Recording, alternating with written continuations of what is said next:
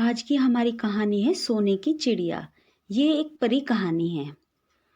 बहुत पुराने जमाने की बात है। एक राजा था। उसके महल में बहुत सुंदर बाग था।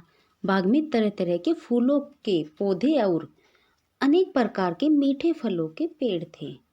लेकिन इस बाग में सबसे आश्चर्यजनक चीज थी एक सेब का पेड़, जिसमें सोने के सेब लगते थे। राजा ने इस पेड़ की देखभाल का खास इंतजाम कर रखा था। जब इसके फल पकते थे तो चौकीदार रात दिन पेड़ का पहरा दिया करते थे, ताकि कोई सोने का सेब चुरा न ले जाए।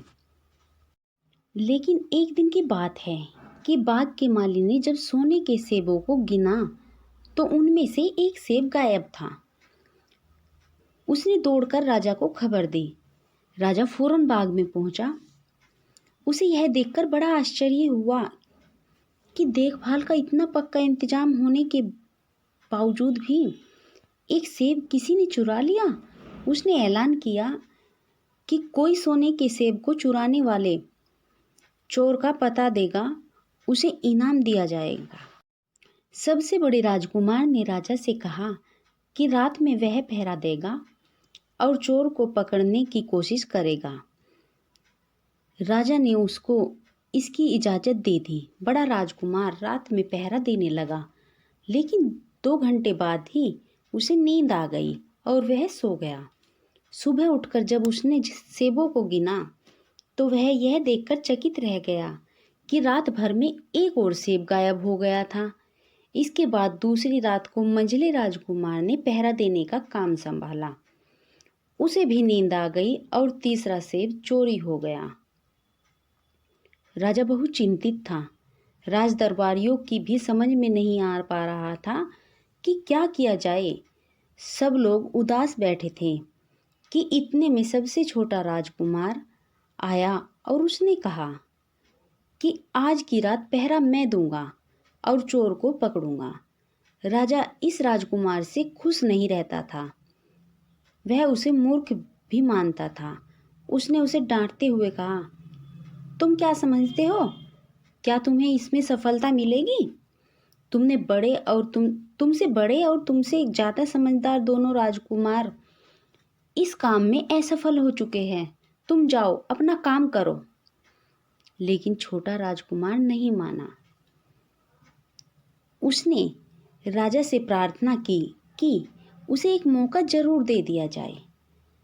अंत में राजा राजी हो गया और राजकुमार को एक मौका दे दिया। राजकुमार रात में पहरा देने लगा। उसने तय किया कि वह किसी भी हालत में नहीं सोएगा और चोर को जरूर पकड़ेगा। जब आधी रात हुई और 12 बजे का आखिरी घंटा बजा तो राजकुमार ने देखा कि एक सुंदर सोने की चिड़िया कहीं से उड़ती हुई आई और सेब के पेड़ पर बैठ गई। उसने देखते ही देखते सोने का एक सेब तोड़कर अपनी चोंच में पकड़ लिया। राजकुमार ने फौरन निशाना साधकर तीर चला दिया, लेकिन तीर से चिड़िया को नहीं लगा। वह पंख फड़फड़ाकर उड़ गई। हाँ, इतना अवश्य हुआ था कि उसका एक सुनहरा पंख टूटकर जमीन पर आ गिरा। दूसरे दिन सुबह राजकुमार ने राजा को सारी बात बता दी।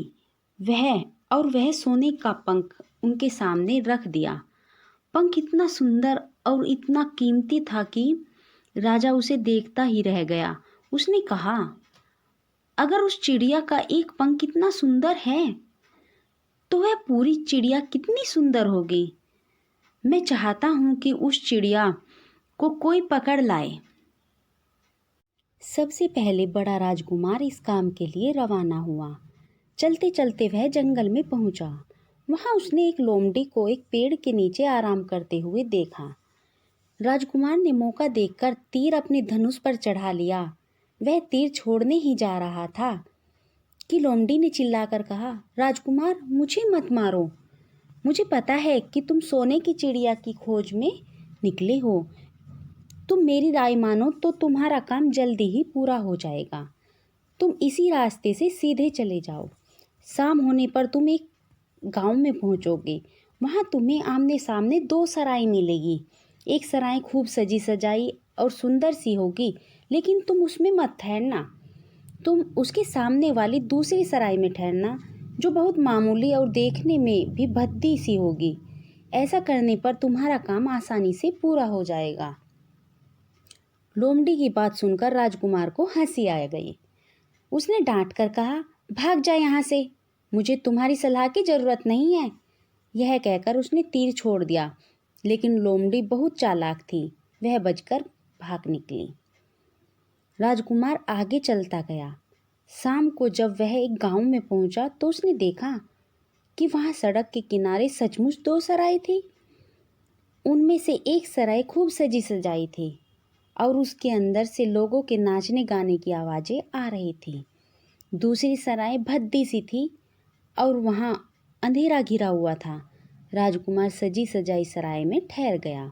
थोड़ी देर में वह भूल गया कि वह असल में सोने की चिड़िया की खोज में निकला था। उधर जब काफ़ी समय बीत गया और बड़ा राजकुमार नहीं लौटा, तो मंझला राजकुमार सोने की चिड़िया की खोज में चल पड़ा। वह भी उसी तरह चलते चलते जंगल पहुंचा, तो वहीं लोमड़ी उसे भी मिली। इस राजकुमार ने भी लोमड़ी की बात को कोई ध्यान नहीं दिया। जब वह शाम को उस गांव में पहुंचा, तो बड़े राजकुमार की तरह सजी सजाई सराय में ठहरा। वहां के नाच रंग में मस्त होकर वह भी अपना काम भूल गया, यहाँ तक कि उसे घर लौटने की भी सुध न रही।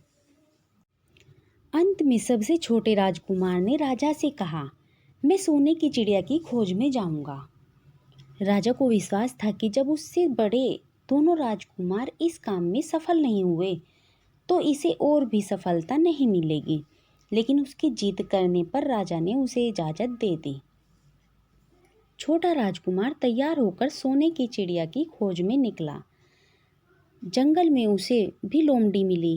राजकुमार ने लोमड़ी से की बात ध्यान से सुना और लोमड़ी से कहा, ठीक है, जैसे तुम कह रही हो मैं वैसे ही करूँगा। अब तुम जाओ, मैं तुम्हें नहीं मारूंगा। इस पर लोमड़ी खुश होकर बोली, तुम सबसे अच्छे लड़के मालूम होते हो।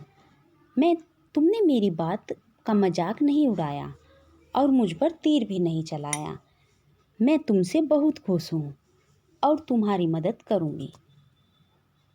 आओ तुम मेरी पूंछ पर बैठ जाओ, मैं तुम्हें उस सराय तक पहुँचा देती हूँ। देखते ही देखते लोमड़ी की पूंछ काफ़ी बड़ी हो गई और राजकुमार उस पर बैठ गया। उसके बैठते ही लोमड़ी हवा में उड़ने लगी और थोड़ी ही देर में मैदानों और पहाड़ों को पार करके उसी गांव में जा पहुंची। राजकुमार ने उसकी सलाह को मानकर छोटी और पुरानी सराय में डेरा डाल दिया। वह दूसरी सजी सजाई सराय से दूर ही रहा। दूसरे दिन सुबह उठकर जब वह आगे बढ़ा तो कुछ दूर चलने पर उसे वह लोमड़ी फिर से रास्ते में मिल गई। लोमड़ी ने उससे कहा, अब मैं तुम्हें बताती हूँ कि आगे तुम्हें क्या करना चाहिए। तुम सीधे चले, आगे चलने पर तुम्हें एक बहुत बड़ा किला मिलेगा जिस पर सिपाही लोग पहरा दे रहे होंगे। तुम सिपाहियों से डरना मत और सीधे अंदर चले जाना, क्योंकि वे इस समय सो रहे होंगे। तुम बेधड़क होकर किले में घुसते चले जाना और उनके कमरों को पार करते हुए उस जगह पहुंच जाना जहां लकड़ी के एक मामूली से पिंजरे में सोने की चिड़िया बंद है। तुम चिड़िया को पिंजरे सहित उठाकर किले से बाहर ले आना, लेकिन एक बात याद रखना, चिड़िया के पिंजरे के पास एक बहुत सुंदर सा सोने का पिंजरा भी रखा होगा। तुम भूलकर भी चिड़िया को उस पिंजरे में मत रखना। अगर तुम उसे लकड़ी के पिंजरे से निकालकर सोने के पिंजरे में रखने की कोशिश करोगे तो बाद में पछताओगे। यह कहकर लोमड़ी ने राजकुमार को फिर से अपनी पूंछ पर बिठाया और थोड़ी ही देर में उसको किले के पास पहुंचा दिया। राजकुमार ने किले के पास जाकर देखा कि सचमुच उसके पहरेदार सो रहे थे। वह बिना डर के सीधा महल में घुस गया और थोड़ी ही देर में वह उस कमरे में जा पहुंचा जहाँ सोने की चिड़िया एक पिंजरे में बैठी हुई थी। पिंजरे के पास ही सोने के 3 सेब पड़े हुए थे। इन सेबों को देखकर राजकुमार ने फौरन पहचान लिया कि ये सेब उसके पिता के बाग के ही थे। सोने की चिड़िया इतनी सुंदर थी कि राजकुमार उसको देखता ही रह गया। वह उसको उठाकर लाने वाला था कि उसकी नज़र पास में पड़े एक सुंदर से पिंजरे पर पड़ी। वह पिंजरा बहुत ही सुंदर था और उसमें तरह तरह के कीमती पत्थर जड़े हुए थे। सोने की चिड़िया के लिए वही पिंजरा ठीक मालूम पड़ता है। राजकुमार लोमड़ी की बात को भूल गया और उसने सोने की चिड़िया को लकड़ी के पिंजरे से निकालकर सोने के पिंजरे में बंद कर लिया। लेकिन नए पिंजरे में आते ही चिड़िया ने खूब ज़ोर ज़ोर से शोर मचाना शुरू कर दिया। राजकुमार पिंजरे को उठाकर कमरे से बाहर ही नहीं निकल पाया था कि बहुत से सिपाही कमरे में घुस आए और उन्होंने राजकुमार को पकड़ लिया। अब राजकुमार को अपनी भूल का पता चला। उसे याद आया कि लोमड़ी ने उसे क्या कहा था, लेकिन अब क्या हो सकता है। सिपाही उसे खींचते हुए राजा के दरबार में ले गए। राजा के पूछने पर राजकुमार ने सारी बात कह सुनाई। राजा बोला, तुम मेरे महल में चोरी करने के लिए घुसे थे। मैं तुमको माफ़ नहीं कर सकता। तुम्हें फांसी की सज़ा दी जाएगी। लेकिन मैं तुम्हें एक मौका देता हूँ। अगर तुम मेरे लिए सोने का घोड़ा ला दो तो मैं न सिर्फ तुम्हें छोड़ दूंगा बल्कि सोने की चिड़िया भी तुमको दे दूंगा। राजकुमार को अपनी जान बचाने के लिए राजा की शर्त माननी पड़ी। अब वह सोने के घोड़े की तलाश में निकला। किले के बाहर जाने पर उसने देखा कि लोमड़ी का उसका इंतज़ार कर रही है। उसने लोमड़ी को सारी बातें बताई। लोमड़ी ने निराश होते हुए कहा, मैं अब तुम्हारी कोई मदद नहीं करूँगी। तुमने मेरे कहने के अनुसार नहीं किया। मैंने जिस तरह से कहा, अगर तुम उस तरह से काम करते तो इस मुसीबत में नहीं फंसते और सोने की चिड़िया तुम्हें मिल जाती। राजकुमार बोला, इस बार मुझे माफ़ कर दो। मुझसे गलती हो गई। मेरा काम तुम्हारी सहायता के बिना नहीं चलेगा। मुझे राजा ने सोने का घोड़ा लाने के लिए कहा है, वरना वह मुझे फांसी पर चढ़ा देगा। लोमड़ी ने कहा, खैर मैं तुम्हें माफ़ करती हूँ। अब तुम ऐसा करो कि मेरी पूंछ पर बैठकर सीधे चलो। कुछ दूर जाने पर तुम्हें एक दूसरा किला मिलेगा। उसी किले में घुड़साल में एक सोने का घोड़ा बंधा हुआ है। महल के नौकर चाकर सब सो रहे होंगे। तुम चुपचाप जाना और घोड़े को खोल लेना। लेकिन एक बात याद रखना, वहाँ घोड़े के पास ही घोड़े पर कसने के लिए 2 जीनें रखी हुई होगी। उसमें से एक तो पुरानी चमड़े की जीन होगी और दूसरी सोने की जीन होगी। तुम सोने की जीन को छूना भी मत और उस घोड़े पर पुरानी चमड़े की जीन को कसकर सवार हो जाना और उसे दौड़ते हुए किले से बाहर ले आना।